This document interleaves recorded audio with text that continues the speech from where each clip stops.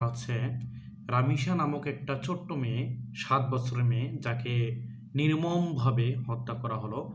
এমনকি তাকে ধর্ষণ করার পর তাকে হত্যা করা হলো। আমার ব্যাপারটা হলো কি যে এই ধর্ষণের পর ওই ধর্ষণকারীকে ধরাও হয়েছে, তার ব্যাপারে আবার মামলা হবে কেন? আমাদের দেশে এই যে এত বছর ধরে ধর্ষণ, তারপরে গুম খুন হচ্ছে কেন?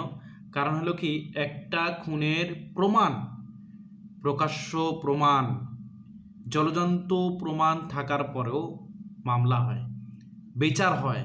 বিচারের পর কেউ দোষী সাব্যস্ত হয়, কেউ নিরপরাধ হয়।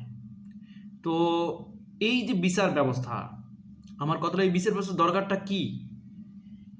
যেমন আবরার ফাহাদ মারা গেল, সবাই দেখলো কারা হত্যা করছে, কোনো কথা ছাড়া তাদেরকে ধরে ডিরেক্ট ফাঁসি, প্রকাশ্যে ফাঁসি দেওয়া উচিত ছিল।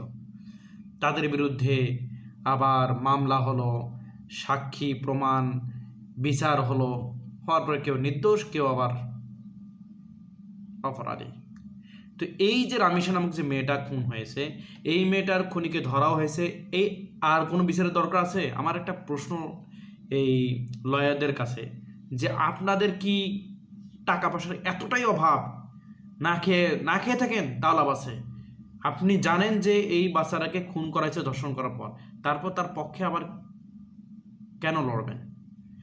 আর এটার মামলাই কেন করা দরকার লাগবে? এই সংবিধান অনুযায়ী তাকে মামলা করা লাগবে, মামলার পর বিচার হবে, তারপর ফাঁসি। এই সংবিধান দরকার আছে কোনো? খুন করছে, সাক্ষী আছে, তারপর হচ্ছে খুনকারী নিজে জবাব দিয়ে দিছে, আর কিছু বলার দরকার আছে? প্রকাশ্যে ফাঁসি দিয়ে দেন, প্রকাশ্যে একবার ফাঁসি দেন, বাংলাদেশে আর এই ধরনের ধর্ষণ খুন থাকবে না। ধন্যবাদ। আসসালামু আলাইকুম।